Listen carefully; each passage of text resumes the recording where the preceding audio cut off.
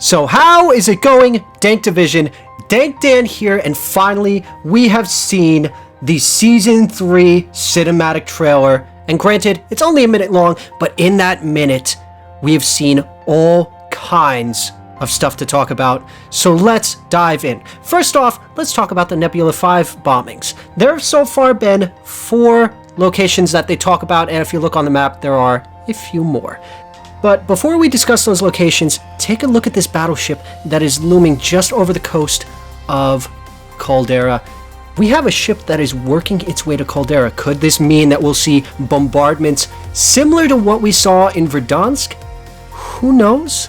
Because God help us if that comes back, being able to call in that type of shit, you know, pop a smoke, and all of a sudden the location that some jackass has been camping in gets fucking plastered with nothing but shelling, would honestly put a smile on my face. But let's get back to the bombings with Nebula 5. The most notable ones, of course, being Moscow, London, Paris, and of course, Caldera. Now, with that being said, we end up being introduced to the newest, and I do mean the newest group to be joining the task forces, that of course being Task Force Harpy. Now, while we don't know who these 3 new operators are, we do have some inkling on the weapons we will already be seeing this season. So, I'm going to go in no particular order. First off, starting with the Gustav M45. Now, just to kind of give you a rough idea of this bad boy, this is a Swedish submachine gun that was, of course, named after its, well, producer, Carl Gustav. Now, to make this thing interesting, this is 9mm. We're talking about a rate of fire of roughly 600 rounds per minute and having probably a higher muzzle velocity than any of the weapons we have already seen. What's better yet is its real-life existing weapon happens to have a 36 round mag as its normal version, then a 50 round and a 71 round mag.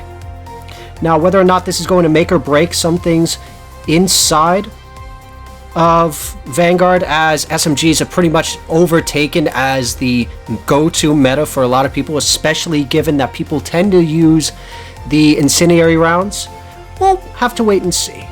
Now, this next weapon, this is a World War I classic. The Mauser M1916.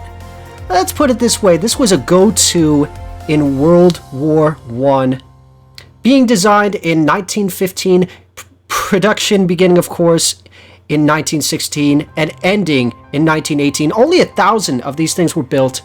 This semi-automatic rifle, which is going to end up in the TAC rifles, if this is exactly what we think it is, pretty much has a 20-round detachable box mag, so that means you're going to have a lot of shots that you can put down range, as well as using 7.92mm Mauser rounds.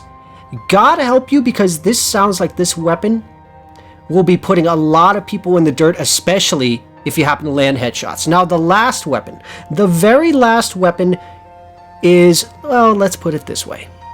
This one is a prototype to an iconic weapon we all know and love. Ladies and gentlemen, the AK-45. This was designed in 1945, of course carrying 7.62mm rounds, having a 30-round magazine. If you look at this quick, you would swear it is the AK-47, but this Soviet prototype assault rifle is not exactly the same, but let's face it, it's an AK. Let's just call it as we sees it. It's an AK-47. Now, as you're watching the trailer, of course, you have it at the very end. They say that something has been awoken and is pretty much stirring. And at the very end, we hear a muffled sound that anyone with ears would be able to tell you Godzilla is coming. Now, what's better yet is that Call of Duty ended up sending out a tweet along with dropping that the trailer had pretty much happened, and set this little audio clip that created the sound that just sounds so creepy on so many levels. And what's better yet is when you throw that through Audacity, it spells out monsters are real. So we all were joking around. I mean, hell, the image you're looking at on screen is the thumbnail that I made with King Kong and Godzilla. It's like, oh yeah, this is a leak, and we all thought, oh yeah, this is going to be just like Captain America and Indiana Jones. But no, this is very real. That Godzilla is pretty much confirmed to be coming to Caldera. Now, I mean, it makes a lot of sense. I mean, Godzilla on the Pacific front. You also have a dormant volcano. How many times have we had it that some creature of roughly that size ends up being locked away in a dormant volcano, and eventually explosions loosen up the seal on the volcano, and out pops a monster? So we could be looking at an event that'll be unlike anything we have ever seen, involving Godzilla. Whether or not this is going to then tie in anything with the Attack on Titans crossovers that we've already been seeing, God help us if we add Titans along with Godzilla into the mix, we could be looking at all kinds of hell. So with that being said, let me know in the comment section below, what do you think so far, just going based off of the cinematic? We still have all the way until the 27th before this pretty much all releases.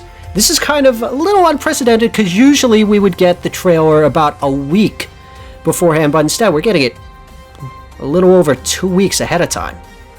So if you found this video helpful, don't forget to click that subscribe button, leave a comment down below, don't forget to click that like button, as well as don't forget to follow us on our social media pages. The Discord is always going to be in the description down below. And everyone out there, you guys have a wonderful day, night, whatever you're doing, do it wholeheartedly. And of course, as always, this is Dank Dan, signing off. Get them to hit that subscribe button, Dank. It's the only way we can figure out the numbers. 15. What do the numbers mean, Dank? We're wasting valuable time.